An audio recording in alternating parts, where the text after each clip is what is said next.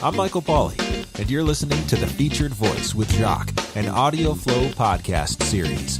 Lend these 6 narrators your ears, because they deserve to be heard.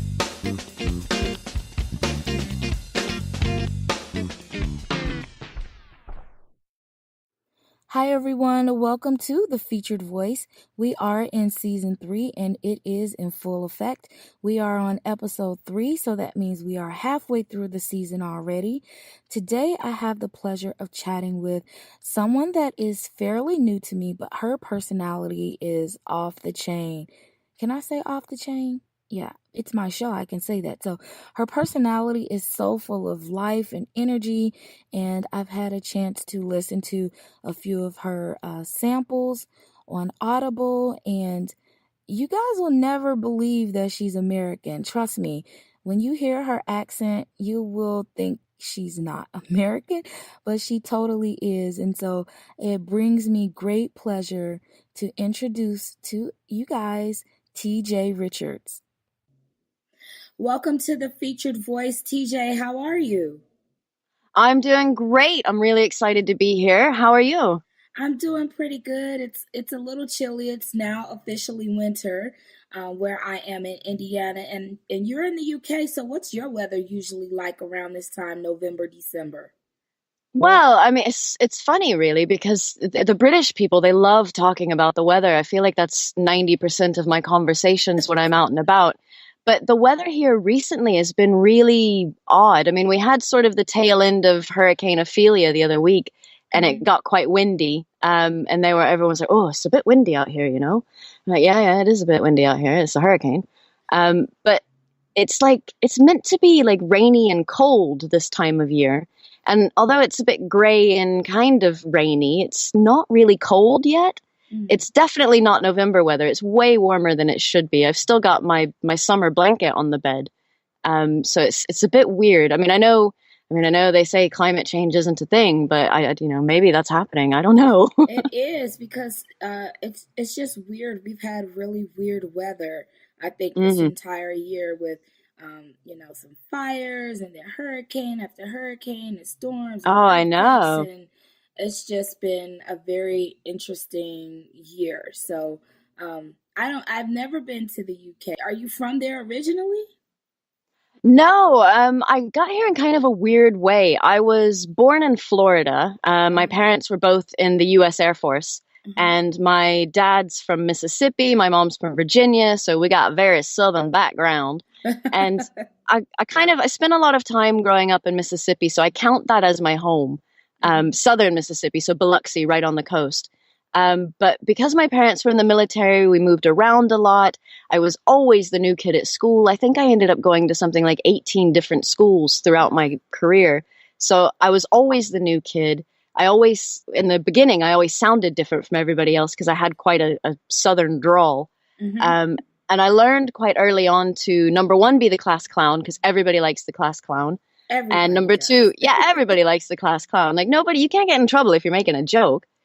And to make sure that I kind of modulated my accent a bit, so I don't quite sound like I'm a Mississippi native anymore, and it less so now that I live over here.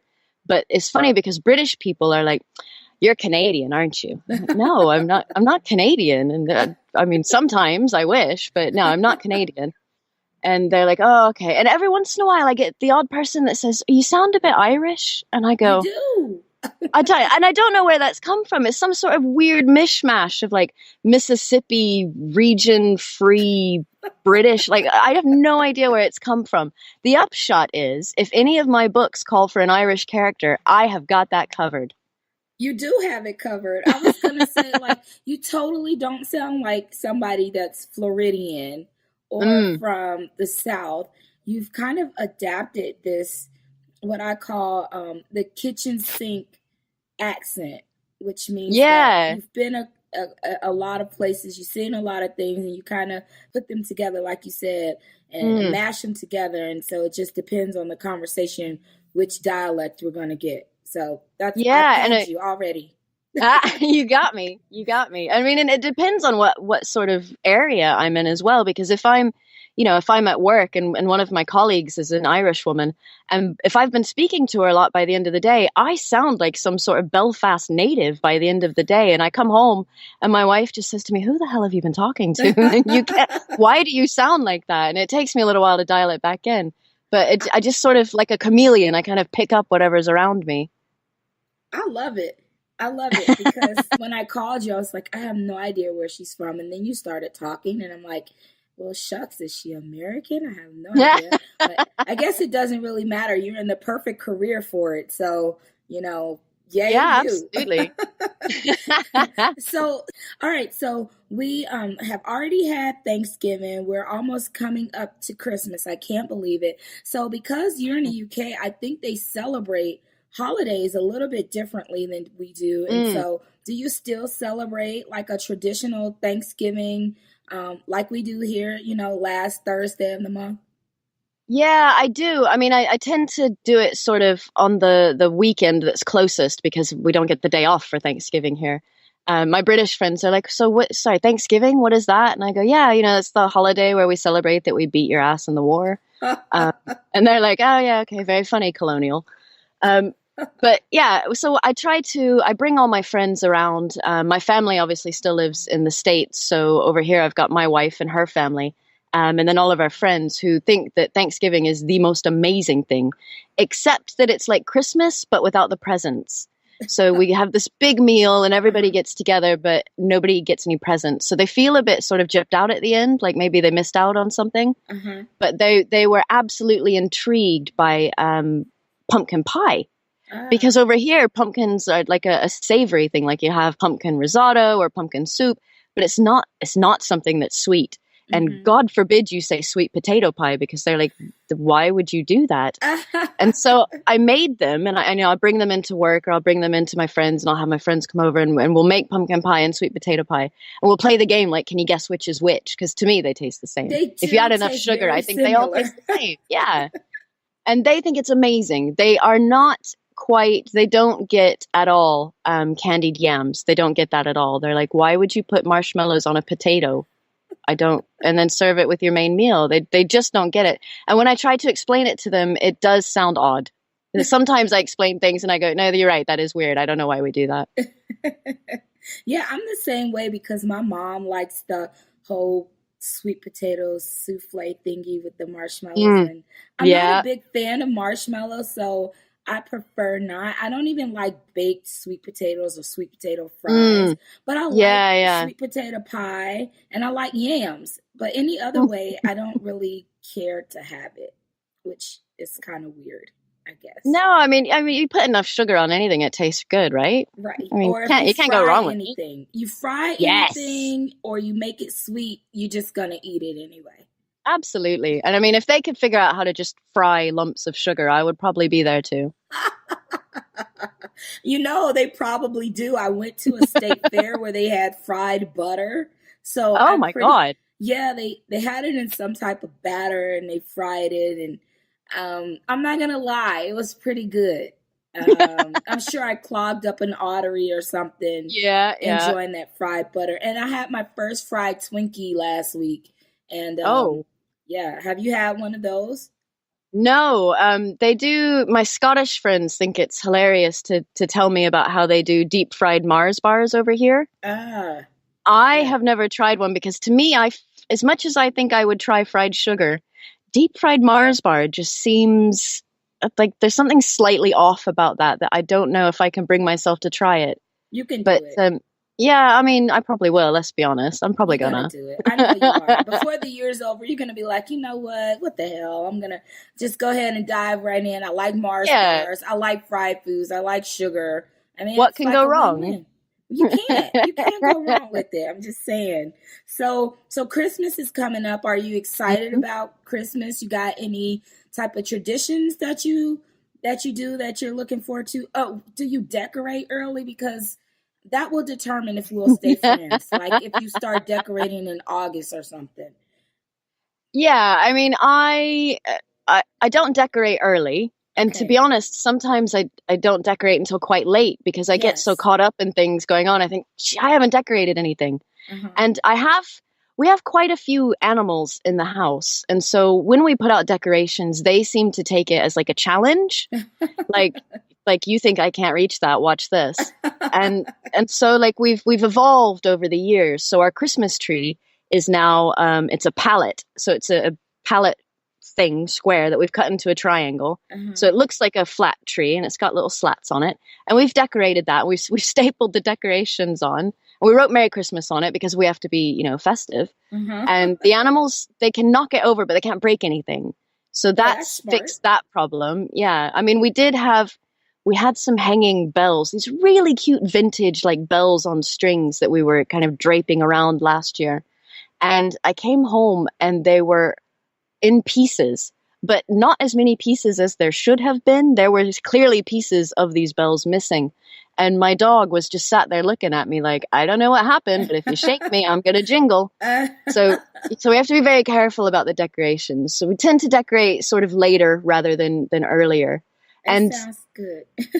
I mean, because they don't have Thanksgiving and they don't really do Halloween. Like Halloween's sort of a thing that's starting over here, but it's not a big thing. So sort of they get to winter and then instantly go, or fall even, and they instantly go to Christmas decorations. Mm. And like there are already Christmas decorations on my street. Yeah, There are well, already lights out. well, I'm just saying, like, they do that here, and it's annoying. It's still summer, and they have the Christmas trees out, and I'm like, stop, because it's cold here, and Christmas makes me think cold. It Mm. doesn't, make me think anything warmer. I don't know. I just wish that there was some type of law we can put in that says you cannot decorate before Black Friday or something. I don't know.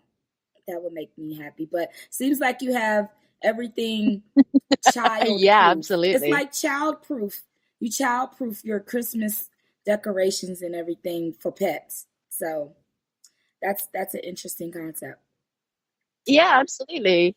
All I right. mean, yeah, the kids can't jump as high when my niece and nephew come around. They can't jump as high, so I don't have to worry about it. Yeah, that's nice. So, well, I'm glad that we got a chance to talk about that. We got the preliminaries out of the way. I Hmm? am team pumpkin and sweet potato pie too. So I'm glad that you said that. And obviously, you like to bake. So next time you're here, just make a pie so I can taste it out, and let's see if I can win the challenge and be able to tell the difference between the sweet potato pie and the pumpkin pie, which I mean, that sounds like a win-win for both of us. it is, because I don't mind eating it. I'll microwave it for like 15 seconds and throw some whipped cream on top, Ooh, and all will be right with my world. I have no problem with that at all. absolutely. All right, so I the featured voice, as you know, it gives me an opportunity to chat with narrators who are either new to me or new to our listeners, and so I had a chance to kind of go back and just kind of take a listen to a couple of samples of some books that you've already narrated, and I always like to find out what people's draw is to audiobooks and how Mm. they decided that this was, an area that they wanted to go to. So I know that you're not a full-time narrator, is that correct? No, yeah, I have a full-time job, Mm-hmm. which pays the bills, which is handy. It's always handy to do that. Yes. And then this I sort of do as a hobby. So a couple evenings during the week and a day on the weekend, I sort of spend doing this. And it's more of a labor of love than a job, which is quite handy to have. That's nice. And so did you have any type of, experience in acting or voiceover work prior to you taking this step into audiobooks? I mean, yeah, I would love to say that I had all this, theater background and all this training, but other than just me being the class clown and sort of, I used to put on my own plays when I was a kid, for my parents and my brothers and sisters, but that was really about it. And I think in our family, it's always been a sort of storyteller tradition. It's always about telling the story, and we all sort of gathered round to hear whoever was telling the story, and you had to read the audience, and you had to, adapt it to make it funnier or scarier or whatever you were going for. And it just sort of naturally led into talking on a microphone in a room on my own somehow. It's funny how some people say that's how they started, or they were younger and they said, I always knew I wanted to do something in voiceover. I had my tape recorder and blah, blah. And then I'm like, yeah, you just dated yourself big time with a tape recorder, because people now probably are like, oh, what's a tape recorder? And, the little tape. Remember the little bitty tapes? I don't know. They were like yeah, the 3 little inches. yeah, the little baby ones, and they always remind me of little baby transformers. So is it laser light that was the transformer that turned into the audio tape? Now that's dating me right there. Yeah, you just went to the Transformers, so that's okay. I'm a part of that same era, so Excellent. we just dated ourselves, which is fine. I don't care. We're vintage people. Yeah, Vintage is absolutely. great. Yeah, and so what have you found has been your greatest experience, or what's the most exciting part about working in this industry, and narrating audiobooks? Well, I mean, the whole sort of process is really exciting for me. It's, from starting out and going, I'm at a loose end. I need to find a project to keep me busy, and going through all the books that are available for audition and picking one and doing the research. In my day job, I'm an analyst, so I like doing a lot of research. So, and then I pick what I want and I audition for it, and you get all excited. You get the butterflies, like, oh, I hope I get it. I hope I get it. And then you get the email that says, you've got it, or sorry, you didn't get it this time. And you're like, oh, dang. Yeah. So you just kind of, it's the whole process. It's like a roller coaster of emotions.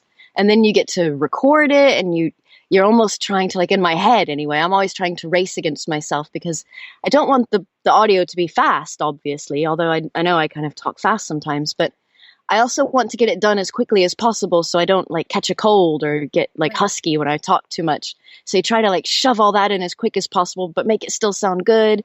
And then you do all the editing, and by the end of it, it's like this whirlwind of emotion.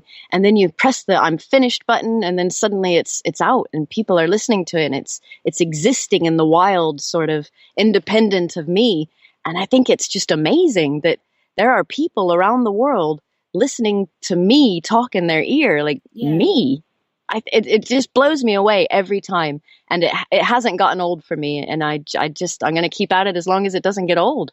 Yeah, and someone told me the thing about audiobooks, which makes it so nice, is that we get to have these sort of intimate relationships with the narrator, so we're connecting with them on a different level. Not only are they kind of setting this tone for authors that we like, and taking those words and giving them life and emotion behind it, and they're not just reading the story, they're performing the story. And it's such a beautiful thing. And when I'm trying to convince people, persuade, I like that word better, persuade people that they should try audiobooks, that's what I go with. And so when we find talented people such as yourself who take that time and really find the emotion of the story and present that to us, it's it's so much different than reading a book. It's I mean, it's a whole other experience, isn't it?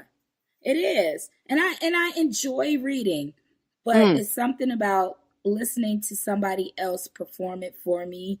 It's just great. So I will say don't stop, because you make my life easy. I can get through an audiobook and you guys sound great, and I can finish cleaning and working and kind of kill two birds with one stone. I never like saying that. That sounds very painful. I feel bad for the birds. I know, right? Why do we say kill two birds with one stone? It's crazy. But do you remember what it was like when you first started and you performed your first audiobook? Did you kind of fall into it through ACX, or did somebody present something to you? Did you start, kind of just, a lot of people went on LibriVox and did some things. So how did you actually start? What was the starting point for you? Yeah, so it was early last year, my wife is dyslexic. That's probably important to the story. So she loves fiction, but she struggles to read fiction because the words sort of jumble about, and she finds it frustrating. So over the years, what I've done is I read to her. And I was reading, I don't know what, some Patricia Cornwell or something to her. Not as good as Patricia Cornwell's narrator does, I will tell you that. But Tony looked at me and she said, well, why don't you just do this like for a job? I was like, what do you mean read books for a job? Like if that was a real thing, my guidance counselor would have told me that and I would have been there, right? Like that I would have been there already. And she's like, well, no, I mean, you get yourself a microphone, a little studio set up, and I'm sure you can do like audiobooks or something. And I kind of dismissed it at first and I was like, oh, don't be daft. I can't do audiobooks, silly woman. And then I Googled how to be an audiobook narrator. And one of the first pages that came up was an Audible customer help page or something that said, we've got this thing called ACX. And I was like, what is an ACX? And I went on it and I was like, okay, all right. You know, I could maybe do this. So I set up a profile and I spent probably a month or maybe 2 months sort of working out what equipment I needed and then doing the research because I'm a big nerd, and then buying what I needed and getting it all set up and learning how to use the software. I was using Audacity in the beginning. And then I got my first contract, which was a short one. It was like 34 minutes, something like that. It was a really short one, which I thought was a good one for me to sort of cut my teeth on. And I found the story hilarious. It was The Carmine Dancer by Bridget Jensen. So she's got a couple really short sort of LGBT lesbian fiction drama books. And this one was like set in like film noir, you know, like this old 1920s detective, and she's got this girl on the side and the girl's dating a mobster, but she's in love. And I loved the story and I thought it was really hilarious. She had quite a few sort of wordplay. The bad guy was called Dirty Dick. And my favorite line in there was, you know, no more dirty dick. I thought we agreed. And the amount of times I had to do that take without laughing was just hilarious. I bet. So, yeah, I thought it was great. And I was like, why doesn't everybody else think this is the best book in the world? But yeah, I mean, when I did those first ones, it was the storytelling sort of evolves a little bit because you don't have an audience in front of you. I don't have someone that I can sit there and read and go, oh no, I need to do this a bit more. I need to dial it back a bit, or they're really into it. I can bring it forward a bit. So you kind of have to do that in your head, which sometimes is a bit daunting. And you listen back and you go, oh, I didn't like that take. I'm going to do it again. So you can almost be your own worst enemy in the booth and just do the same thing over and over and over and over again until you're sick of hearing your own voice. Oh gosh, that would be me. That's probably why I never listen to my podcast afters, because I don't want to hear my voice, you know. So that's why I like audiobooks. I'd rather hear somebody else's voice. So, and that's why I like podcasts, because I like hearing other people's voices. Oh, okay. Yeah. So that makes sense. Yeah, Jack Sprat. So I know that you said you do a lot of lesfic, which is what you typed it. Say that 1,000 times, right? Lesbian fiction. Maybe I should just say it the long way instead of trying to shorten it, because it's like a tongue twister. But yeah, really no pun intended. Yeah. See, that was a good joke. Keep that one in there. Yeah, this will not be edited. This is totally unedited, okay, everybody? Oh, God, I apologize, listeners. This is what they like. They like us to be natural and just, you know, we just go with it unfiltered. That's it. That's anyway. Me. Yes. But are there any other genres that you have not done yet that you would like to? I mean, are there any like lesbian science fiction? Because I think that would be kind of cool.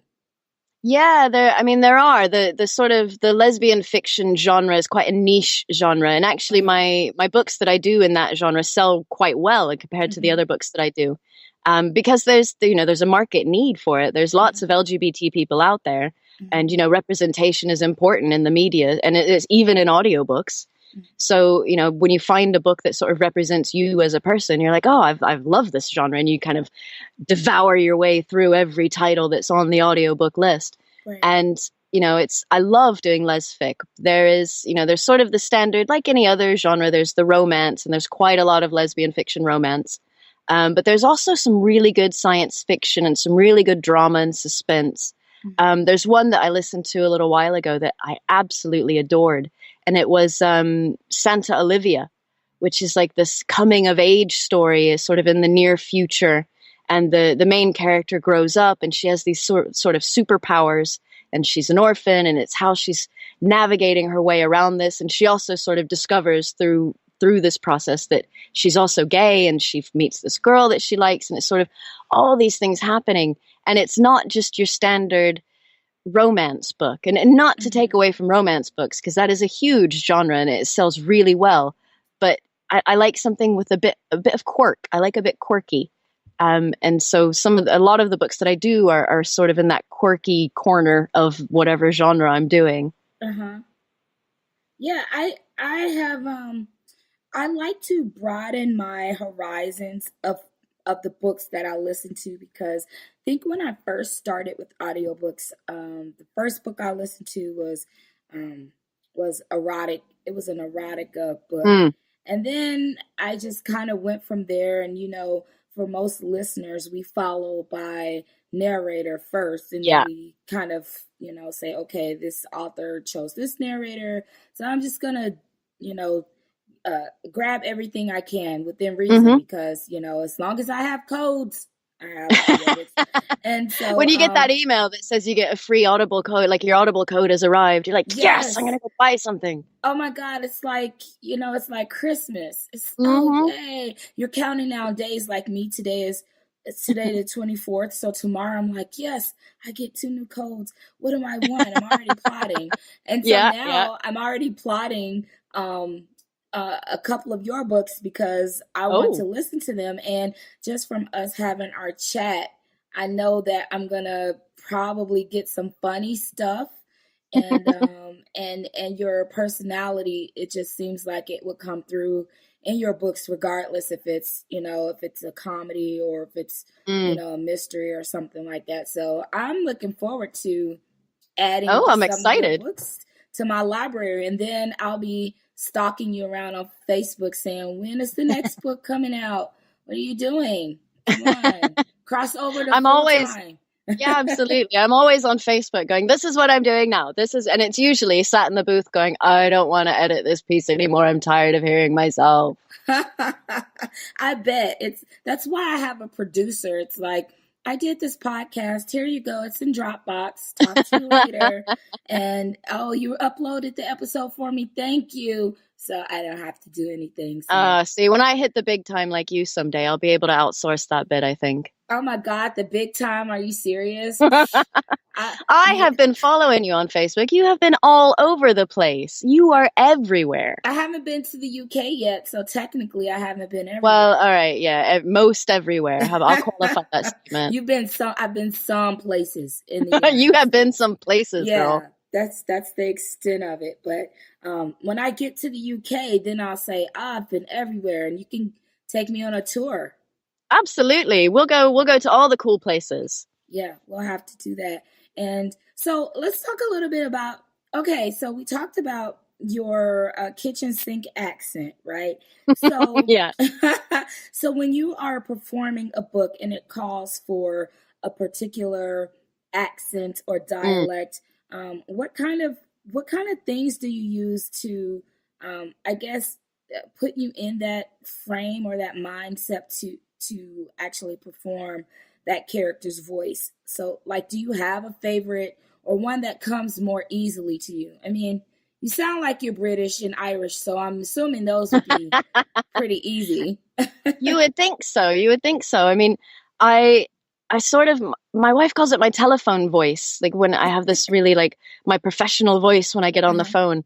And I kind of modulate that a little bit. So my sort of narrator voice has a distinct voice, so that then I can use, a lot of times the main character in the book is, well, generally if they're female. If they're male, it's a bit weird.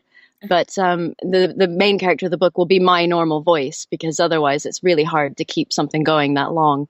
I'm not quite that professional yet.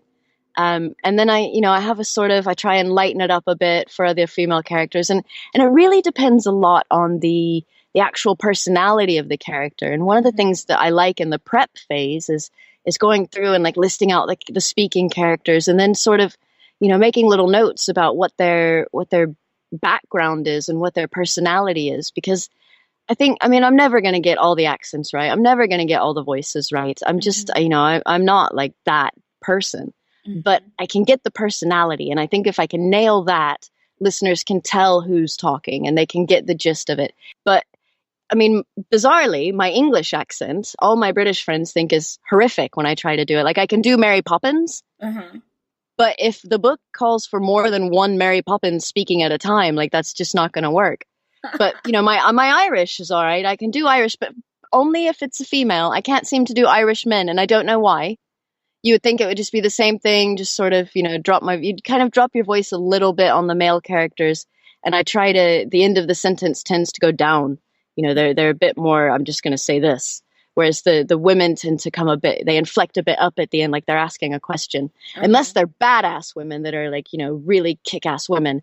And they tend to be quite assertive in how they speak. So it's all about, it's about pulling that in from what is the character, what's motivating them. And that sounds really trite, like, oh, you got to get into the character. But you really do. Yeah, you do. You got to be the character, be at one with the character. Yeah, absolutely. And some of the characters I'm kind of like, oh, I'm not really feeling you. But some of them, like I just did Unbroken by E.M. Kaplan. That's just finally come out. And there were two characters in that I absolutely loved. And they were both new for the book. So Zuni was like this tribal child, young woman who was, taking care of her family. And she was like totally badass. And she didn't put up with nothing from nobody. She looked after her family. People feared her because if they underestimated her, they knew they were getting it. Yeah. And then there was another character called Janie, who was like this streetwise orphan girl. And I just, certain characters you fall in love with. And those are the characters that I'm like, I go back to the authors and I'm like, are they going to be in the next book, please? Can we keep them? Can we keep them, please? Don't kill them. Please don't kill them. Thank you, because we're the same way. Like, oh my gosh, we fall in love with characters and secondary characters. And it's like, are they going to get their own book? Because I feel like you just left us hanging with them. We need more. So yeah. I'm glad that you feel that way too. Absolutely. So I saw somewhere where you put, I'm pretty sure I saw you say somewhere that your American accent wasn't that great. Did you say that?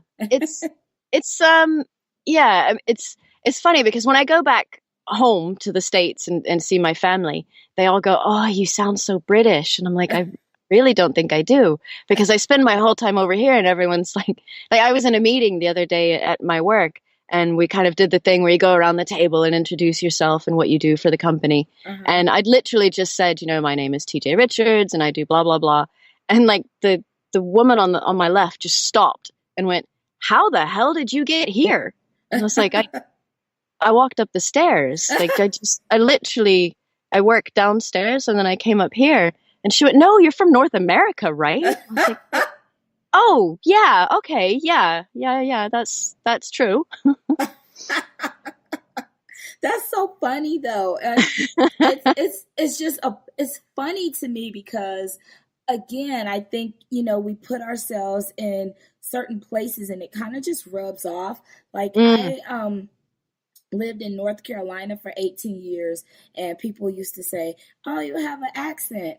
And I'm like, no, I don't, because to me, I sound normal. But then there are certain instances or certain words I say, and I said, man, that sounded really Southern. But I'm from Indiana. I'm from the Midwest. I'm not supposed to sound like that.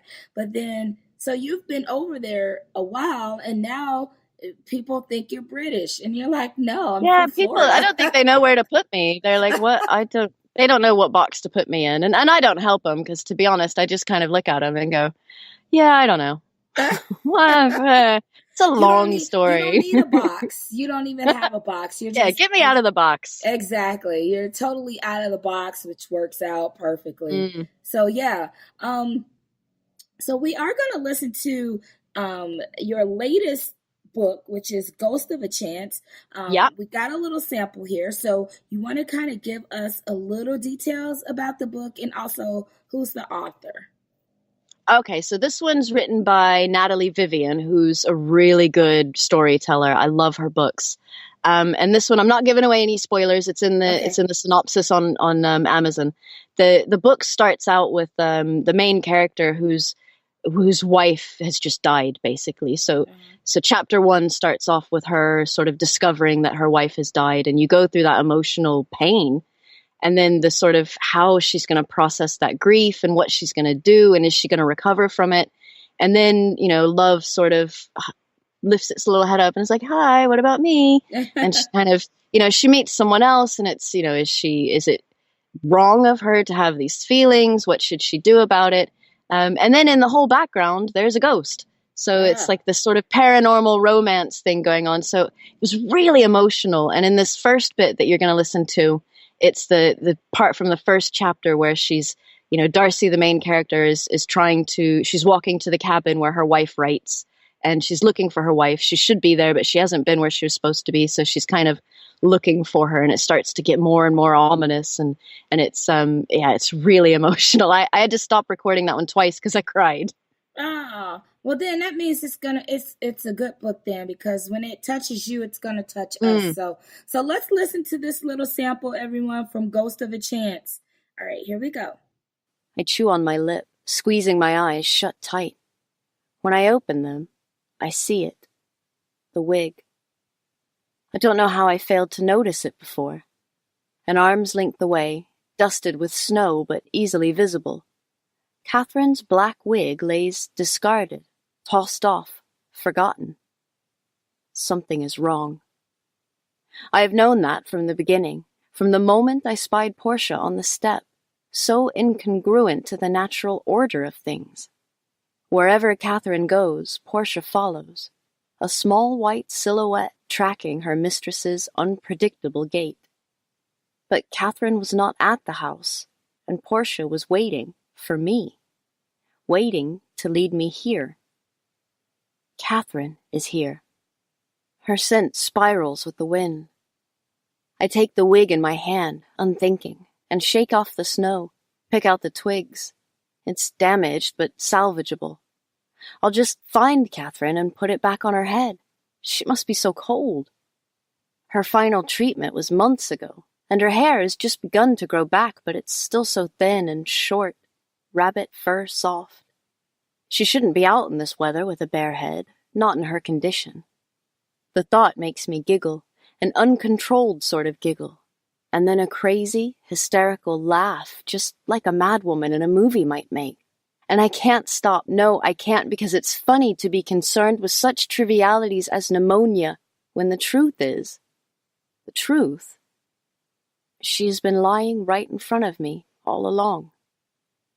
I saw her without seeing her. I knew she was there, but couldn't acknowledge her, couldn't see her like that, couldn't make it true by seeing. Yeah, so this movie, not movie, look, I'm already calling it a movie, which isn't bad. No, I'll take that. It sounds like it's one of those, a really good heartfelt book, and I usually don't like ugly cries, but maybe it's more, if I think of it more as a second chance romance. Yeah. You kind of, I think people believe they only have one soulmate, and later on in life they find out that there's still room for you to love again.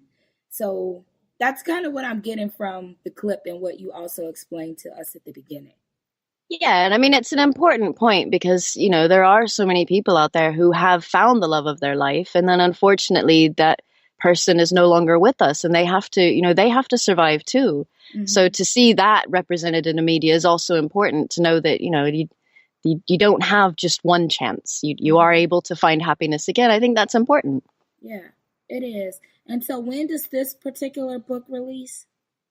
So this one has just come out. I've released sort of 2 in quick succession. They kind of fall like that sometimes. Okay. So this one's been out about a week or 2 now. And it's selling quite well. It's quite popular. It's another one of those, it's sort of in that niche genre, and it's going like hotcakes, which is nice. which is good. So everybody, Ghost of a Chance is available. Be sure that you go by and pick that up. And then you said that there's another book that released as well. I believe it released on the 23rd of October. What was that one? So that's Unbroken by E.M. Kaplan. And that's the one with my two favorite characters at the moment that I'm absolutely in love with. And it's a sequel, so it's the follow-up to Unmasked. It's going to be a trilogy, so I'm really hoping my two favorite characters come back in the next one. Fingers crossed. And yeah, absolutely. And that's more of that one's not LGBT specific. It's a sort of YA fantasy that I really, really just loved. So I said, yes, get me on board. Nice. Do you do any erotica type books? Because a lot of people have pseudonyms. So how do you feel about pseudonyms? Or are you just like, nope, it's just TJ, I'm just gonna do them all? Yeah, I'm not gonna lie. I don't have a lot of modesty. I kind of think, let's be honest, we're all humans. We all do these things, so there's no point pretending that TJ Richards doesn't, but my pseudonym might. And honestly, how would I pick a pseudonym? Do you go through you pick your stripper name, or how does that work? It's a lot of work, and essentially I'm a lazy creature, I think. So the first couple books I did for Bridget Jensen generally will have one or two sort of chapters that focus on the erotic part of the story. And it was a bit weird at first, I'm not gonna lie, because I got really excited and I was like, Mom, guess what I did? And then I thought, I should not have told my mom, because now she's gonna listen to this.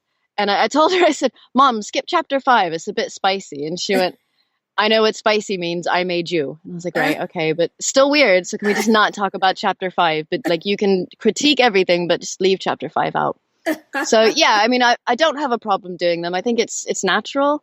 And it's quite a fun sort of, it's a different sort of acting that I don't get to do in my everyday life. You said, how do we pick a pseudonym? Is it your stripper name? So let's see, if you had to pick one, let's see, what would your pseudonym be? We'll see. And this, I have a brilliant stripper name, right? Because I went on one and it said you have to pick the name of your great grandmother and the name of your first pet, and that's your stripper name. And I was like, okay, well, my great grandmother's first name was Fanny, and my first dog was called Bandit. So my pseudonym for erotica would then be Fanny Bandit, which actually would be quite appropriate in the lesfic sort of genre, I think. Oh my God, my face hurts. I almost went down that road because I thought, well, even just putting that on the cover of a book would be hilarious. But I didn't in the end. But I do think it's hilarious. And I have told my mother before that if I did become a stripper, I would be Fanny Bandit. And she thought it was quite funny as well. So I think we're good. Oh my gosh, this book was narrated by Fanny Bandit. Right? You would instantly buy that. You would be like, I'm putting that in the shopping cart. Oh my, I'm crying. I mean, I would instantly buy it just to be like, I own a book by Fanny Bandit. Yes, because I want to know who the heck Fanny Bandit was. Right? Oh my God. Maybe I missed the trick. I should have just narrated under that name. You should just do one book under that, just because of this one show. Really out there one, yeah. Yeah, and just, one of those, well, we can't say it has to be a book that, it should be a book you like that's kind of fun and funny, and you just say, Fanny Bandit deserves this book, so we're absolutely gonna give it to her. Something that's really dripping with satire. I think I could do that. Oh man, that was the highlight of my day. Thank you. I think there you go. Now you know my next career. Oh my, yes, next career. Oh my gosh, I can't with you. I've got no rhythm, so it's not gonna work. I don't have any either, so I'd be a terrible stripper. I probably just have to be the waitress. I'll bring drinks and.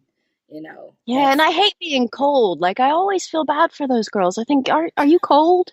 Because I can't stand being cold. And I don't think they're going to let me do it with a cardigan on. I don't.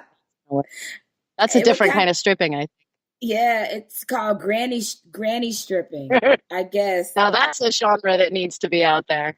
Oh gosh, no, really it doesn't. No, they've already got granny porn. So yeah, Mm, no, yeah, just yeah. no, no See, thanks. Benny Bandit would fit right in there, maybe. Oh my God, I can't.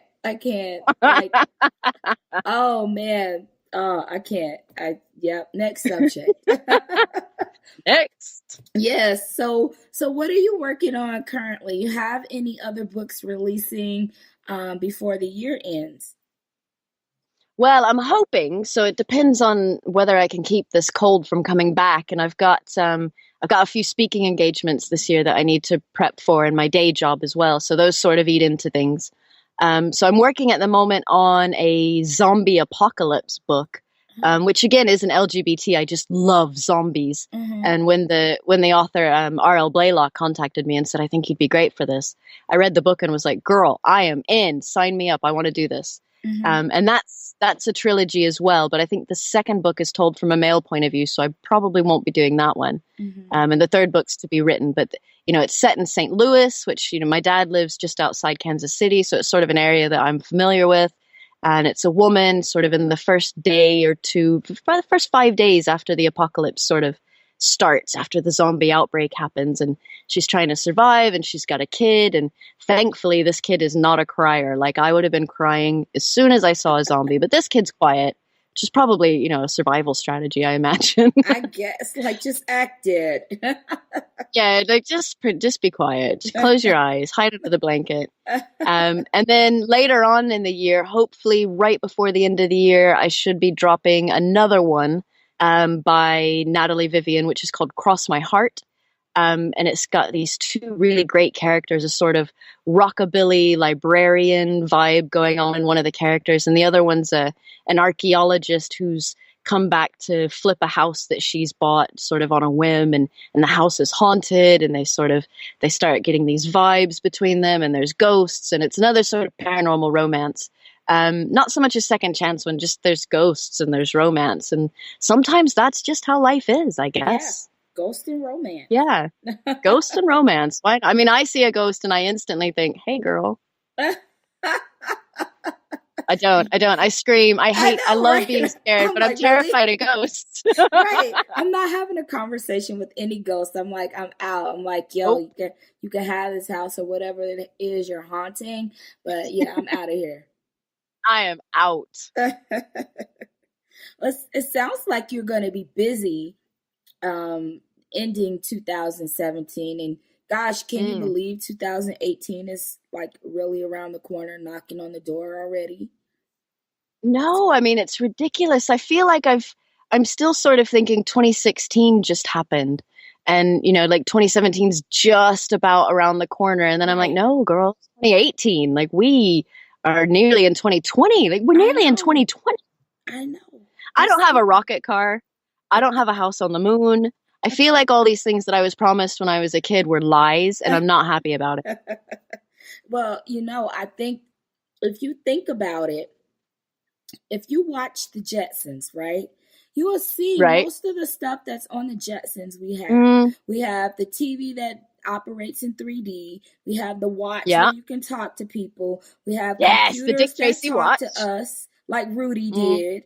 People have yeah. robots like Rosie. So Mm. we're pretty much not that far off if you think about it But I like that. really want a house on the moon. I feel like that's where Well, I'm getting ripped off. okay, well, you can do that. Well, Starbucks already has the food for you. If you see on Facebook, I posted I saw moon the space cheese. cheese, Yeah, you moon can cheese. get some That's what it was. Yeah. some moon cheese. So they have the food for you, but I'm gonna say it's a little expensive to go, live up there on the moon or Mars or Mm, something. But you do some more audiobooks. Put some yeah, money I'll to the just keep side. plugging away. We'll get Yeah, there. Get there you there. go. All right, before we go, so we're gonna play. My Uh-oh. favorite game is Heads Up, right? Ellen's game, Okay. Heads Up. Okay. My Yeah. favorite. So, I so during October I did Trick or Treat. So since we're out of October and we're now in December, let me see. I'm gonna give you a couple of options, and you Mm, can select which one you want to go with. Okay. right. So the first one is anatomically correct, um, British invasion, or Pretty Little Liars. Do you watch that? Did you ever watch that show? Oh, no, I don't watch that. So if I How pick that about one, I'm going to be okay? rubbish. Let's skip that one. How about I think Adult Supervision Bachelorette Party.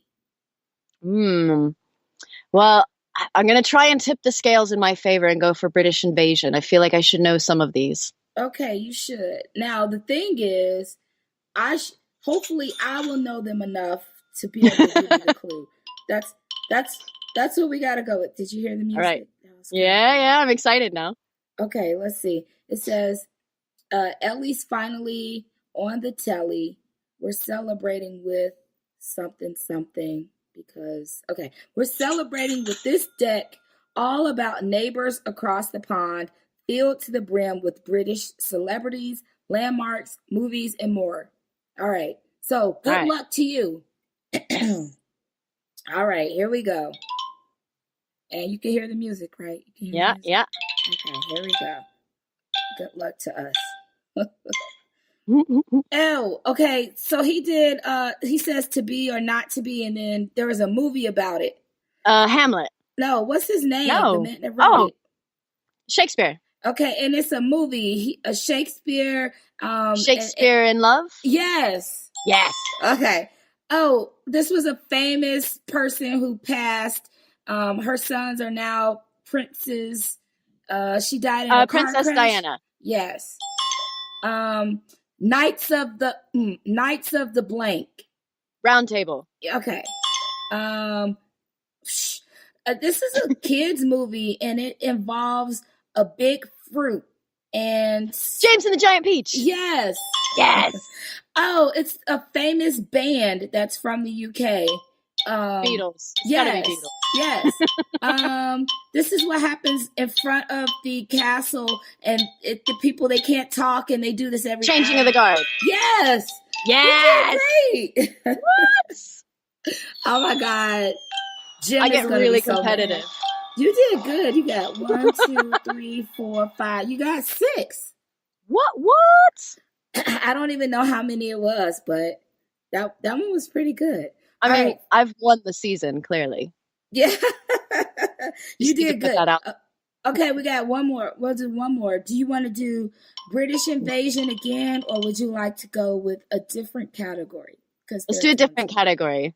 Okay, so we have superheroes, totally 80s, and let's see, what's one up here?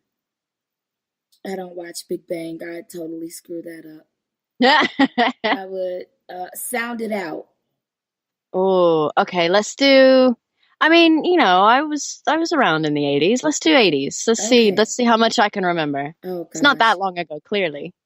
Right, just almost 40 years. or something like that. All right. 30 something years. Okay, let me something like that. Okay, I just lost it. Oldies, no, Big Bang. Oh, that's so sad. Oh, all right. What else we got? No. I just have to scroll a little bit because it's way at the bottom. Totally 80s. Mix it up. Emojis. How do you even do that category? That'd be hard to do, yeah. Yes, like weird. Okay, here we go. I love the 80s, by the way. I mean, I was young in the 80s, but I feel like I should probably know a few. You should. 80s. It's everything you love about the 80s. The music, the style, the gadgets, and the stars. All right, here we go. No worries. All right. We'll see. Okay, here we go. I hope I can get this. Oh, a great movie. What was her? Her name was Buttercup, and Princess Bride. Yes. Oh, this is a hairstyle where you have no hair on the side and it's long at the top. Mullet. No, the other one. No. What was it's really tall in the middle. Yes. These are kind of tennis shoes that come over your ankle. High tops. Yes. Famous 80s movie. Gonna go back in time. Michael J. Fox. Back to the Future. Yes. Oh gosh, this was a show where there was this these people who try to go through all of these different obstacles, and there are these other people shooting things at them as targets. Takeshi's Castle? Let me skip that one. He was the Labyrinth King. Oh, David Bowie. Yeah, I'll give you that one because I meant to say Jareth. That's his name, you know. That's all right. I almost said the Goblin guy. It was him, the Goblin King. The Goblin guy, yeah. Oh, yeah. I was about to say, you remind me of the babe. What babe? The babe with the power. What power? And I would have lost the train of the game and I would have just started singing. What kind of magic spells? Okay, yeah, that's enough of that. All right, so we got, the other one was American Gladiators. Oh, God. Yeah, I couldn't. Do you remember that show? I mean, vaguely. I seem to remember having a crush on one of the ladies. The show was great. It's kind of like the old version of American Ninja Warrior. Yes, and they were very cheesy. And they all had, like, all the guys had mullets, you know, like the business and front party in the back thing going on. Exactly. It's sort of like wrestling back, you know, like the very showmanship sort of wrestling side of things. Yeah, it was a good show.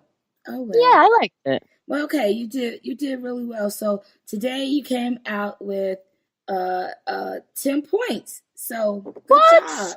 You did good. So we're gonna first place. We're gonna give you the hand clap.